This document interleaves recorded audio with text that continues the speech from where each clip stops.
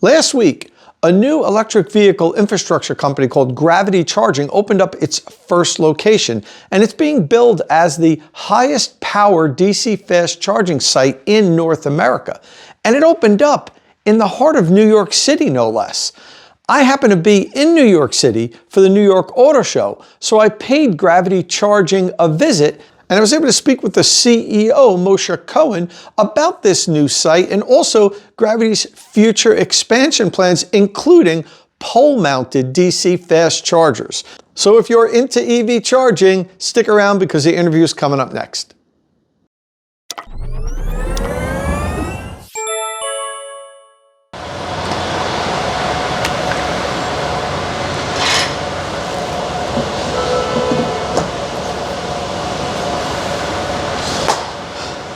I just plugged into the most powerful public DC fast charger in the United States.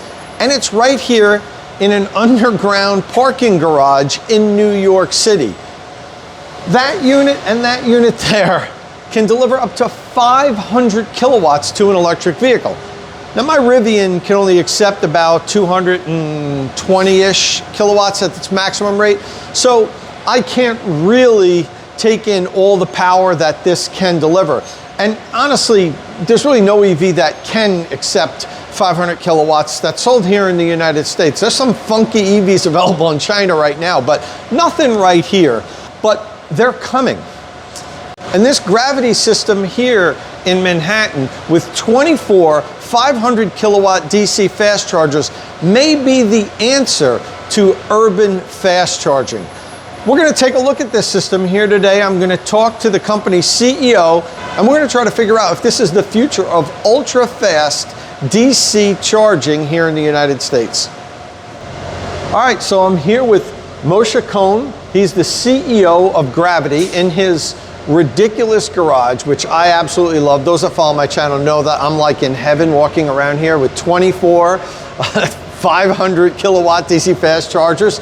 So first, before we get into the deets, what made you get into this? Like, what made you decide that you were going to develop these super high-speed chargers that were compact for garages? What was the impetus to this?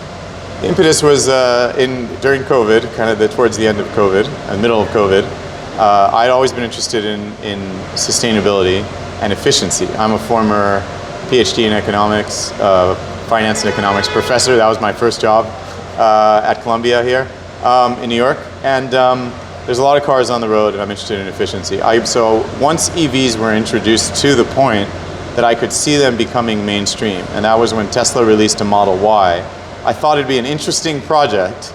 This is when we're in our houses in quarantine, to turn the yellow taxi brand into EV only and see what that looks like. Mm-hmm. And so I started out by saying, what would it look like if the next taxi of the future was an EV and maybe something more like a Tesla Y and then a Mach-E versus the sort of Camrys and RAV4s? That was how I started. When I started doing that, there was a whole bunch of stuff we had to do to change the rules to allow EVs to become yellow taxis. They have to have, there's different metrics, acceleration and horsepower, all these things are different. While we were doing that, I figured new technology has to be cheaper, faster, better. How do we make it so that a taxi driver has a better time with an EV than with an ICE vehicle? Charging would have to be, in my view, we'll talk about this, in the dwell area where these cars are. They don't sleep. This is the city that never sleeps. The drivers try to keep their cars on the road all the time. It would have to be in these garages.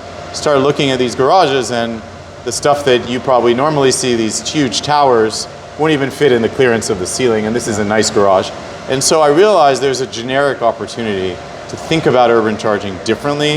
The first phase was suburban, Southern California. 90% of the drivers have a garage. We live in urban, no garages, different condition. And this is a huge industry and it's going to be very important, and that's what kind of got me into this. Okay, so you started off talking about fleets, realized charging was going to be an issue. Now, how did you come up with this concept with the ceiling mounted units? Because I know it was out of necessity, but nobody else has done this before, and it would seem logical. I live close to New York City. I'm here all the time. All the parking garages have very little clearance. You fight for every square inch inside these. So how come nobody else came up with something like this? I know you can't speak for other people, but why were you the person to figure out how to make this work? I personally think that constraints breed the best innovation. And, you know, again, in America, we turn scarcity into abundance. It's kind of what we do. I leased this garage a couple years ago from Related, who's been a great partner.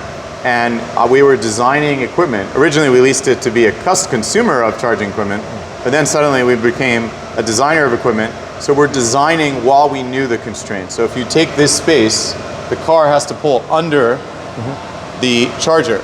And so you have, in New York, you literally have zero extra space. So we had to think about how do we have a charging unit that requires no space. So here it's mounted to a ceiling, so you don't even need a wall. And there's no space for a cable to hang. So where is there space? In this condition, it's the ceiling. The cable could live essentially above the vehicle, and that way you satisfy the zero dedicated space requirement. That's what bred the constraints that we imposed on the design in terms of size. So it was very restrictive in terms of height. It's about 18 inches. Very restrictive in terms of depth, about 8 inches. And then we try to make it as narrow as possible. We had a little more flexibility with the width because you have that negative space opposite a windshield. That's how we thought about it. So it was really very practical. And I noticed with this cable retraction system, no matter where you park, no matter where the charge port is, the cable reaches. I tested it, I pulled it out. It extends beyond your parking space in any direction. That seems to be I think working. about this as a V1. Yeah. It's going to get a lot better. Every retractor that we build is for the use case. These are very long cables, so and they're heavy. They're heavy, so there's counterweights, and we're trying to balance it. This is something we're working very heavily on the mechanical engineering side. We want the coupling to be like plugging in your cell phone. It's still harder. Obviously, a NACS cable is easier to connect than a CCS one, but this is the condition, and absolutely, you need to be able to reach any charge port of any vehicle, including the larger SUVs and pickups. Right, so you mentioned it's CCS, it's not NACS, but I noticed there are a bunch of Teslas charging here today already. Do you provide the adapters? Yeah. You provide the adapters. Yep. So yeah, we provide the adapters, and we're already testing, sort of new NACS cables as they come out from the different manufacturers. We have not yet manufactured our own cable. Hopefully we won't have to. If we have to, we will, but hopefully we'll be able to source that. I think the NACS plug is easier to go in and out, which I like, but there's a whole bunch of stuff that's coming down the line that impacts the cable as we get certified for two-way charging bi-directional, which is coming in the system. And I noticed there's two different units. They're slightly different. Why is that? So one thing that folks are not as aware of is when you go above 200 amps on the cable in terms of current, you need to have liquid-cooled cables. Now, we have 3 different technologies for cooling the cables, and they depend on where you're installing. This is a underground garage. Generically, you don't want anything to be in the space. There's some equipment that's on the floor in this case, but it really belongs upstairs, and I'll show you that. The power cabinets you're talking about. The power cabinets, they can go in the switchgear room. Yeah. They're not on site. So what you want is a completely silent, small unit. So there's 2 types of technologies we have for that. There's a liquid cooled, where essentially there's a loop running of a glycol water mix that cools the cable. And then there's a mineral oil cooled cable. The mineral oil lets you cool, it's dielectric, so you could cool the whole cable all the way to the bus bars. Those are a little bit different because these are a little bit bigger than the ones over there, because essentially we take in the glycol cools the mineral oil, which cools the cable. So those are 2 cooling technologies. That lets us, here we've limited it to 500 amps, even though we can go higher. We listed this at 500 kilowatts. But it's pretty seamless to go up higher to about 750, 800 kilowatts as we allow more current in the cables with cooling. Absolutely, and as far as the output, we know DC fast chargers, sometimes they'll say they're rated for 200 kilowatts, but that's for an 800 volt system. Right. If you have a 400 volt system, most you can pull is 80 kilowatts. Right. So what's the maximum, say a 400 volt system can pull here? So generally, as an approximation, it's voltage times amperage. Yeah. So to get 500 kilowatts, you'd want 1,000 volts at 500 amps. The cars, the highest voltage are 930, 940. They're approaching that. If you're limited to 400, so like a Tesla's 400 volt architecture, they'll go up a bit above 420, 430, 440. And then the way Tesla gets you at over 200 is they take the amperage up very briefly to 500, 550, 600. So if it's 400 volts times 500, that's going to give you 200 kilowatts. You can go up a little bit higher on current, but that's why it's important to have high current on the cables. That's why we're using liquid cooled. So some places you see there 200 amp limited cables. If it's a 200 amp limited cable, 400 volt, you're going to get 80 kilowatts. Yep, exactly. So we wanted to have both, and we sort of cut it off at 500 amps. I think when we introduced NACS, the way they're getting certified is more like 750. So our units will go up to 750 kilowatts. Okay, one thing I found that you mentioned that blew my mind when you said it was that you're able to install 24 charging stalls here with, theoretically a maximum of 500 kilowatt each. Yep. Without upgrading the power in this building.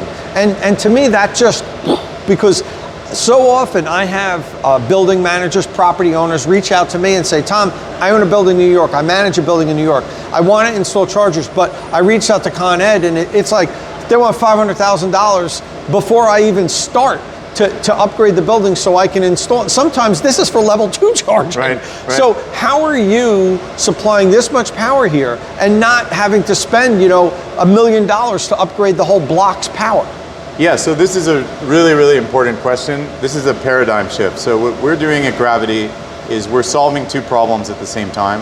One is EV adoption, bad charging. I mean, you could call it fast, but if it's slower than a gas station, it's slow. That's, there's no way around it, right? You can twist your arm, well, it's really fast compared to, well, is it what I'm doing now? No, I'm going to a gas station. Is it slower? It's slow. The other problem is, or the opportunity is, we're introducing renewables. There's a lot more power coming in, but it's intermittent. So you have a where-when problem. So you have a lot of sites where there's a lot of power part of the time, and then not a lot of power, no power, other parts of the time. And so what we're doing is essentially, first of all, we locate all these EV batteries under the same load that's already there. And we're very flexible in sharing power. So when the building, so it's, instead of saying the old paradigm is what you're saying, the Con Ed says, okay, we're going to do a study and look at what's the most power you ever consumed in the past 2 years. That's going to be your limit, put a buffer on it. Can we add this? That may have happened like one time in 2 years, right? And you may have added a bunch of efficiency now, which solar panels and better lighting and heat pumps and all this efficiency that's coming into the building. We're doing something very different. We're thinking about all the power that goes to EV batteries as part of the power for the whole building, in this case, the whole block. It's all connected, which is much more efficient. You want to have one bucket of power that everybody can share so that there's less waste. When you do that, when you tap into the power for the whole block, and you're doing it very flexibly, and also every one of these is an access point. We call it a deep, an access point. Every one of these could tap that same power that's shared to the building and to all of these points. You find out that you have a whole lot more power. And so that's a paradigm shift in terms of how we think about power. Rather than thinking about it as a bunch of separate blocks, we're going to think about it as a pool that everyone can tap into. And we find, like you said, we go to sites where they say, hey, let me just tell you, I was at a site on Monday. We don't have any power. That's what they told us. Everybody told us we don't have power. We came in there and we found megawatts of free power. Not just they had power, it was free because there's overproduction and underutilization that we could take advantage of. And that's going to be really key for how we move forward. Absolutely. So, I mean, this is the first Gravity station. Yep. Obviously, you have plans on expanding. Do you have concrete plans that, like, soon we'll be hearing about expansion in other states and other areas? Absolutely. We have a bunch of sites that'll be announced strategically. Some of them have some blocks on them, but expect this year site, portfolio, sites. A big thing, I don't know, maybe we'll talk about is our view of curbside in urban areas. Yeah, we're going to hit that. Okay, when we hit that, I think if you want to take a city like New York, which right now is terrible, is behind, and in the next 12 months turn into a city that could accommodate hundreds of thousands of EVs, that's doable. Mm-hmm. The way to do it is you do parking where people are parked, first of all. We don't believe in a greenfield site that people are going to go out to and play video games while they charge. No. We want you to park where you park now, charging to just happen, no dedicated trips, with the ability to be as fast as gas. That's what we're doing right now. So a big part of it are more sites like this. Different types, some are outdoor, some are indoor, and then also curbside. A very important thing about curbside is don't think about level 2s on curbside if the dwell time on the curbside is less than 8 hours. Or you have a Rivian here, filling up a Rivian with an L2, I don't even want to know how long, probably 10 hours, 12 hours. So what we've developed is a version of this that's smaller, 200 kilowatt.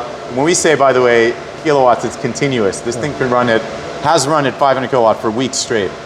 Our 200 kilowatt unit can go boostable to 500 kilowatt. It's small, it's like a level 2, goes on the curb, can be installed, no utility upgrades, and that'll unlock a whole bunch of available public spaces for EV charging, and we think this needs to happen right now, and it's possible right now. So I took a look at it. It's down to the end, and I'm going to add a video of it. Sure. It's not a small unit. I mean, it's not a large unit, but when you talk curbside, is that going to be the height of a meter, or are we talking high up on a pole? How are you going to access the cable? We have a whole architectural design for it. So just think of like, if your viewers are familiar with New York City, the curb has changed a lot. There's dining, there's city bikes, there's all kinds of junk going on the curb. We see a situation where there'll be a pole. It's a smart pole for every car, so there'll be a bank of these on some blocks. Our goal is to electrify 10% of metered parking. 10% of metered parking will be EV only, and it'll have a deep. It's a tall, smart pole, so it's completely out of the way. The charging unit itself starts up high, like 8 feet. It's about 2 feet, so 8 to 10 feet. You don't even see it, you don't even touch it. You notice there's no interface here. You just plug in and charge. It's remote authorization. Nobody needs to touch anything. And those poles will actually be beautiful and add a whole bunch of other smart technology for streets.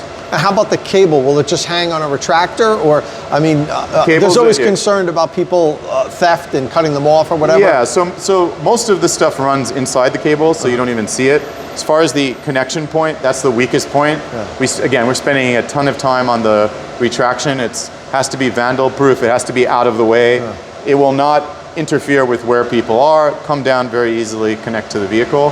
So it'll be completely out of the way and hopefully feel invisible. Okay. And we'll share updates on the architecture around the smart poles and the dedicated retractors for the curb. Right, and just not getting away from the smart poles. So, you know, these units here, you have real estate here for a power cabinet.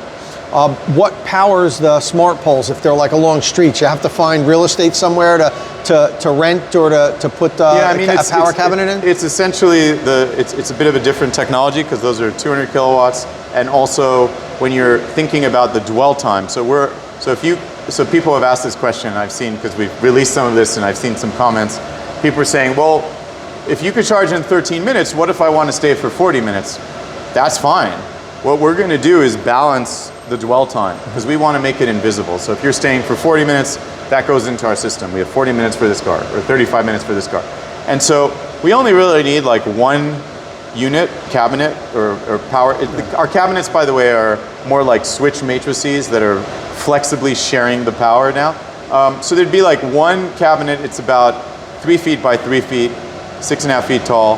Doesn't have to be on site. It'll live somewhere in one of the buildings along the whole block or in the vault, completely off-site, completely out of the way, and the rest is just on these poles invisible. So I think it's 100% doable, very easy to do. We have building owners already that are asking us for this because a lot of buildings in New York have no parking. So if there's no parking, the best you could do is be on the curb. If you can be on the curb, you'd like to have charging. So I don't think that's a problem at all. Very small.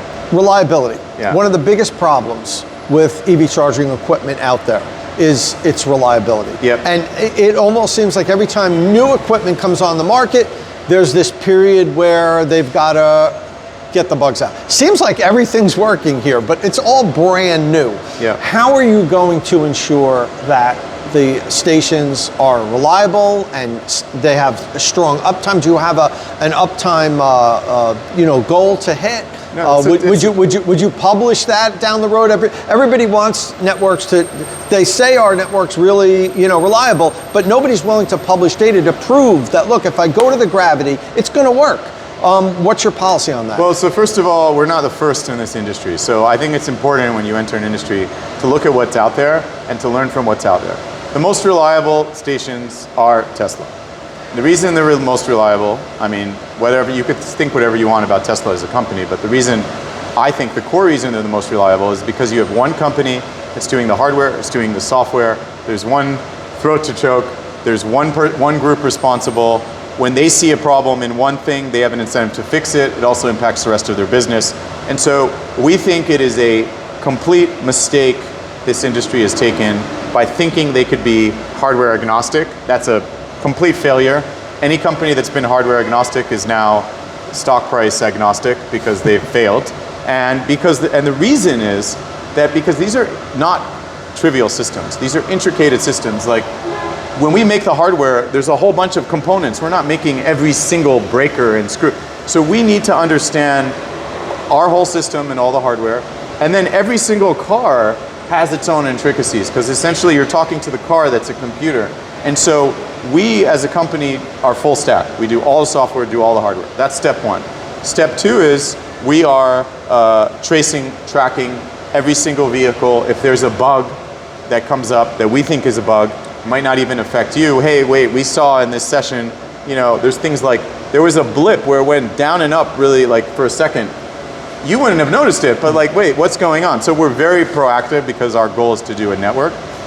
The other part, which is a big deal, like this site opened to the public March 4th. It was open, it was completed in December. We started for a few months with just commercial fleets, much lower sort of amount to sort of test a bunch of cars, see things happen and fix them. Now we've opened, right now we're open 12 hours a day, we'll be 24/7, we're 12/7, and we're seeing hundreds of cars, we want to see thousands. And so we're taking a very sort of gradual approach and careful approach. I agree we should have full transparency. We're going to start a blog. We're going to share a whole bunch of information, which is related to this blog about how do different batteries behave differently, and how does gravity behave differently. So far, we have 100% uptime, but like I said, you could have 100% uptime with things not going 100% right, but you fix them in a way that's invisible, and we're trying to be ahead. The last thing I'll say that Tesla does, which I think is very important, I think they do, is be proactive with maintenance. So you don't necessarily want to wait till something breaks to fix it. First of all, when it does break, that's a part out of my warehouse to put in. That's not me calling someone else, it's stocked. But we want to proactively understand life cycle, change things early and be ahead of the curve. And so these are some of the things we're doing. We have to execute, and we're very aware of that, but I think we have the right conditions to succeed versus some of the other groups that have failed. So you're aiming to have like the gravity charging network, right? Yep. Maybe nationwide network. Yep. Are you going to have like standalone stations in parking lots like say Electrify America has now? Yep. Okay, so you're going to do garages, standalone poles, the whole. Essentially, every time there's an EV that's parked and not plugged into the grid, or we call it to an access point, that's a wasted asset. You own the EV. You're essentially, the most important part of your EV is your battery, which by the way is sourced. If you don't have access to that battery while it's parked, you're being blocked from the full value of your asset. We want you to have access, and we want to be there. We will release a home charger next year. We're not bullish on the level 2 market because I think it's older technology. Maybe there's room in some cases. I just don't think there's a lot of room for major innovation on our part. So when we release a home charger, we'll hopefully convince you to have a small bi-directional DC that's 30 or 60 kilowatts. But ultimately, yes. Ultimately, for any vehicle that's bought, we have a solution that's better than what's out there for you to utilize your battery. And we've talked privately about bi-directional, and that's a whole nother conversation. We'll follow up at some point. You and I will do a whole video. We can talk for an hour on using the battery as an asset and bi-directional power flow and everything. But last question. Pricing. What am I going to pay now when I leave? Well, is it going to be consistent across the country, or are you going to have dynamic pricing? What's the pricing plan going to be? So it's not going to be consistent. So this is probably one of the most expensive places because you're on 42nd Street in the middle of Manhattan. Costs us more. If you wanted to park here, it's more expensive than elsewhere. We don't charge you for parking, by the way, while you're charging. We started with a sort of a flat 59 cents a kilowatt for this site.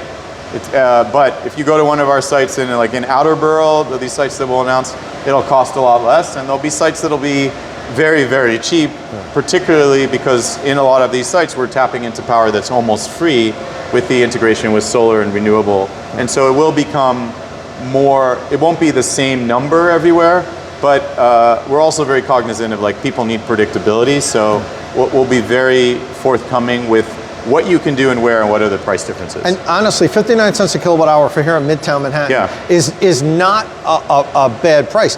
I would pay, I mean, let's say I put 100 kilowatt hours into the Rivian, $59.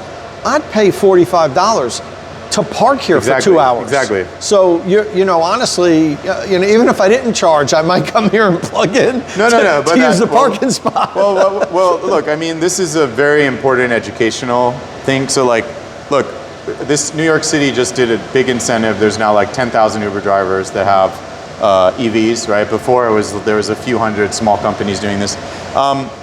That's why there's all those BZ4X. Yeah, they bought BZ4s. I'm looking at it, I'm like, I've never seen so many BZ4X. Now the problem with the BZ4s, because listen, like we have to run a company and being sustainable means we can't just lose money, right? Like we want these sites to work, right? Somebody buys a BZ4 right now and they charge a 35 kilowatts. There's a lot of dwell time. Right, they should probably go to one of the, you know, fake fast stations that charge at 50 or 70 or whatever they are. Maybe it's a better place for them in a faraway borough, because if you're going to buy a car that's going to take a long time to charge, you're number one, wasting your own time, but you could be making money. Number two, you're wasting our time. We want to charge a car in 5 minutes, not in an hour. And so we will see limits, right? Maybe it's an hour limit or whatever, because, and those are really important price signals, because Americans, and you know I'm very passionate about this, there's not enough awareness about batteries. When you buy a car, it's like buying a computer 20 years ago, where you call the expert in computers in the family to tell you what specs to buy.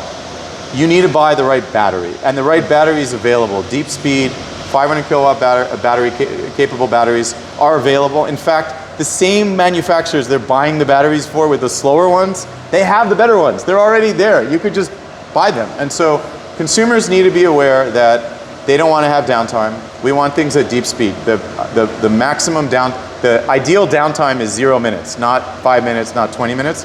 And so our pricing structure is going to incentivize better, faster cars to charge faster and to cost less, because they cost us less. Well, thank you very much. I hope that's fair. I appreciate throwing a little shade at the BZ4X. I do that myself also. Really? Yeah. I hope they'll get better. They are good. Toyota makes good cars, but we need better batteries there. Toyota could have done better, in my opinion. They are promising the next model, because we talked to fleets. The fleets actually like the Toyotas because they know how to fix them and the parts and everything. And the form factor. It's a good form factor it's for a fleet. It's a good form factor. I saw it at the auto show like 2 years ago. Yeah. It's like, this is great. Let's make it a taxi. But the battery is not, it's just not going to fly. So. Anyway, listen, thank you, Moshe. Thank you very much. This is exciting. I'm going to continue to walk around and geek out a little bit more. I want to take a look at the pole unit, the curbside unit over there. This will not be the last time you and I have a discussion. Great. You know, I definitely work close by. I'm right over the river in Jersey, so I will be here. And I'm so happy that there's finally a place I can go in New York in this area and charge. I mean, for years there wasn't a single DC fast charger in the city, and I used to have to go to the 24 kilowatt unit over at the BMW in Manhattan. Right. It was the only DC fast charger in the city for years. Now there's a few, but I appreciate this, and best of luck. You know, we need more you know, people thinking outside of the box like this. I can't believe this is, we're how many years into the EV evolution or revolution, whatever you want to call it, and we don't have like a unit that's built for underground garages. I mean, now we do. This is the first one. Now we do. And I appreciate you bringing it to market, and I wish you best luck. Thank you. Really appreciate it. Thank you. Thanks. And before I head out, I wanted to get a closer look at the pole unit here. So this looks like it's about 18 inches by about 30 inches, and I'm saying about 10 inches thick. So while it is compact, it's not exactly small. So you would want this high up for sure, as Moshe was saying. And you know, the cable retraction system, they don't really have that here. The cable is just dangling. It's going to have to be a pretty robust system if it's out in the public on streets. I would imagine you're going to pull it down to plug in your electric vehicle. But these 200 kilowatts, and they can have short bursts at much higher, as Moshe said. These have the potential to really be game changers on public city streets. State of Charge is powered by Qmerit. After I've helped you decide which electric vehicle charging equipment you're going to buy, follow the link in the description of my videos and let the EV charging installation professionals at Qmerit install it. And I'd like to once again thank Moshe for coming on and spending some time with me talking about the gravity system. There's still a lot to learn about the system. And actually, after I left, I realized there were a couple questions I had on my mind that I didn't ask him. So I followed up. The first question that I asked him was, you know, there's a lot of load balancing systems available on the market today. What makes Gravity's load balancing system better, or is it even better, or is he just using something that's, you know, commercially available? And Moshe answered with this response. Yes, Tom, there's an order of magnitude difference between the products you're talking about and what Gravity has developed. We surveyed the market and could not find anyone with that kind of real-time flexibility in DC fast charging, which is why we can onboard capacity where others cannot. Most allocate power on a clumsy first-come, first-served priority or with even split or impose some temporal limits on total power. That's a far cry from our software's ability to integrate into a building's existing load, maintain a buffer under peak demand, respond to real-time smart meter reading, and distribute each kilowatt of power on a second-by-second basis across dozens of charging units, which balances a bunch of inputs and prioritizations. And next up, I asked him, why does he specifically label his units as 500 kilowatt units? Now, there are 100 volt, 500 amp, which you do the math, it's 500 kilowatts. But a lot of the current DC fast chargers on the market are 1000 volt, 500 amp, and the networks label those as 350 kilowatt units. Why does he specifically call his 500 kilowatt units? And this is what he responded. Yes, we are capable of putting out more power, and we are able to do so continuously. We've tested and verified that through the certification process with UL Solutions. Running 500 kilowatt continuously for weeks is very, very different than 350 kilowatt. Power, voltage, and current each have a maximum limit, and those are independent constraints. A 350 kilowatt rating means you cannot send more than that at a given time to a dispenser. This means that your voltage will be lower with higher amps and or your amps will be lower with higher voltage. The fact that we are rated to do this at 500 kilowatt continuously is significant progress. In fact, we can distribute a megawatt of power to each deep, which is our power limit, but in this case have voltage limit, 1000 volts, due to the standards, and have imposed a current limit of 500 amps. The current limit is the easiest to relax. Some of our cables can go up to 800 amps, but again, this does not imply 800 kilowatt, even though we can support 800 kilowatt based on our power constraints. This would require new testing for certification. And finally, I asked him about the power cabinets. I got a quick look at them while the gate was open, but they are behind a locked gate, and we did have a time constraint when I was there. So I asked him, is this something that you're designing in-house, or are you purchasing these from third-party suppliers? And this was Moshe's answer. We've engineered and manufactured the cabinets in-house. They are customizable and flexible, including the number of modules. All of our IP is in the process of achieving patent protection, which we filed years ago. All right, so I still have questions about Gravity, but the one thing I will say is it's just good to see another player out there, specifically one that's trying to address the underground parking garage problem, which nobody really has tackled yet. And as I mentioned in the video, I've had plenty of people reach out to me because they know I'm in New Jersey, close to New York, and say, Tom, I'm a building manager, I own property, we want to install high-speed charging in the garages, and I just basically point them to different equipment manufacturers and different companies that install them, but I don't have really a good, solid answer. Perhaps Gravity is going to be it. There's still a lot to learn, but I know it's good to have another player in the field trying to solve infrastructure problems. The more companies that are out there doing this, the better chance we're going to have of some of them actually working well and being that big step forward in helping us get infrastructure in the ground. Now, Moshe is really excited also about his pole-mounted units, which we really didn't have a lot of time to talk about. That was just being introduced the day before I stopped in and made this visit. I'm going to follow up once one of them is installed somewhere, because it doesn't have any in public use. Once he gets one up and running, I'm going to visit it, charge on it, and talk to him about that, because those pole-mounted DC fast chargers, 200 kilowatt units is what he's talking about, could be a real game changer if they work and are reliable. But that seems to be the key with all DC fast charging infrastructure these days. In any event, we've got so much going on with the manufacturers transitioning over to NACS and all these new companies coming out. It's going to take a few years before we get this stuff sorted out, but I really think by the end of this decade, charging is going to be so much better and easier than it is right now. That's pretty much all I have on this first look at the Gravity system. There'll be more for sure, because I'm going to follow up with Moshe about his progress and talk about those pole mounting units, and probably even visit the location again in a few months to see how things are going.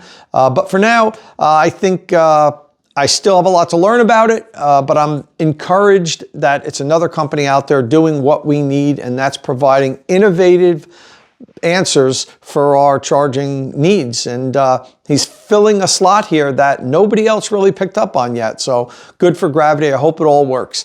Listen, if this is your first time here at State of Charge, please don't forget, hit that subscribe button and ring the notification bell so you don't miss any upcoming electric vehicle news and reviews. And as always, thanks for watching.